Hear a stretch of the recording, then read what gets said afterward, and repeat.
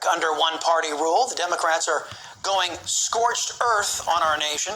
I get the sense they know and understand that their socialist policies, the lawlessness, the embarrassment that they've been putting on the world stage for everybody to see, our disastrous economy, will ensure that no Democrat majority will be elected in the near future under free and fair elections. So the Democrats are trying to seize power, making our elections irrelevant. To do that, they have to take control over our institutions, and one of the keys to their anti-American success is the high court. Tainting the Supreme Court, we detail the Democrats' next target in tonight's preamble. Her rather concerning record aside, Judge Ketanji Brown Jackson will forever be known as Joe Biden's racist pick for the Supreme Court. Unlike other nominees to the High Court, Democrats proudly admit that Judge Jackson was selected based on her race and gender. A Salcedo Show axiom states that the first step in combating racism is to stop being a racist.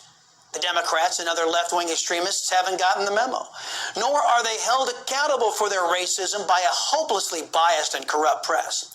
So let's examine Judge Jackson's record, the most troubling aspect of which is Judge Jackson's seemingly soft stance on those who prey on children. In her current capacity on the D.C. Circuit Court, Judge Jackson has exhibited a pattern when it comes to sentencing child sexual predators. United States versus Hawkins. This was a child pornography case where the defendant distributed multiple images of child porn, possessed dozens more, including videos. The federal sentencing guidelines recommended a sentence of 97 to 121 months in prison. Prosecutors recommended 24 months in prison. Judge Jackson gave the defendant 3 months.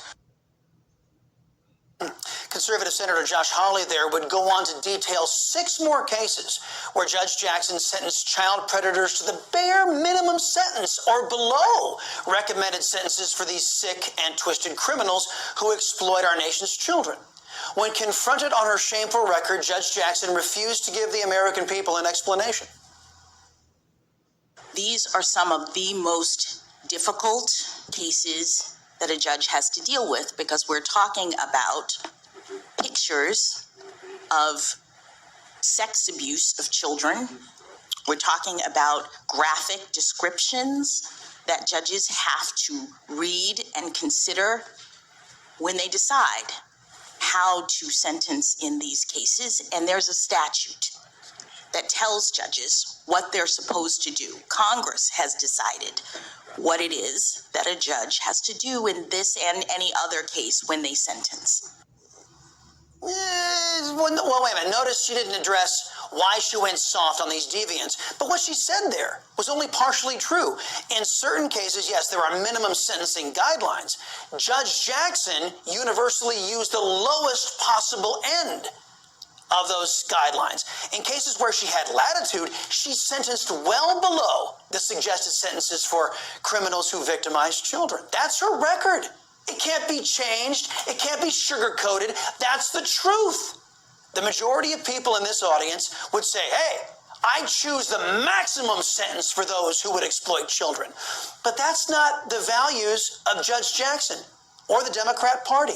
They are the party of the criminal, by the criminal, and for the criminal. I'm also forced to ask this question. Why would a man like Joe Biden, who has an earned reputation of inappropriate touching of women and children, nominate a judge to the Supreme Court who likes to go soft on child predators? I think it's a fair question. Another troubling aspect of Judge Jackson's record is that she has admitted that she has a hidden agenda. She's also a proponent of the grotesque lies pushed by the debunked 1619 Project. Judge Jackson is also an advocate of the hate-filled critical race theory ideology. She was confronted with these facts yesterday by Senator Marsha Blackburn.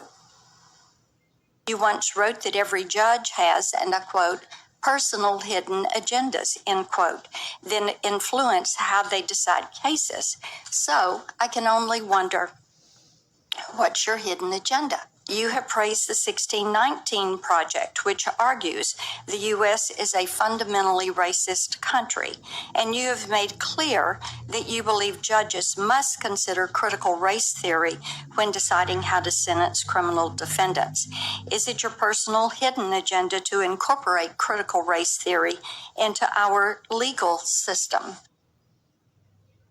Fair questions we all need answers to, right? Now, one of the tenets of the Marxist ideology espoused in critical race theory is the notion that all white people out there are oppressors. Now, I think it'd be fair of senators to ask Mrs. Jackson if she considers her white husband an oppressor due to the color of his skin. It would also be fair to ask how she can reconcile her devotion to critical race theory doctrine and marrying a man who, according to that doctrine, is an oppressor. According to the teachings of critical race theory that Judge Jackson claims must be incorporated into her rulings, she is giving aid and comfort to an oppressor. Doesn't that indicate poor judgment, not befitting an appointment to the highest court in the land? The emperor has no clothes. The shroud of socialism has fallen. And now the mad dash is on to pack the U.S. with uneducated, illegal, alien Democrat voters, to pack our streets with criminals, and to populate our once respected institutions with left-wing radicals, ensuring the fix will be in to keep the Democrat Party in the game after their radical policies have thoroughly soured Americans on the Democrat brand.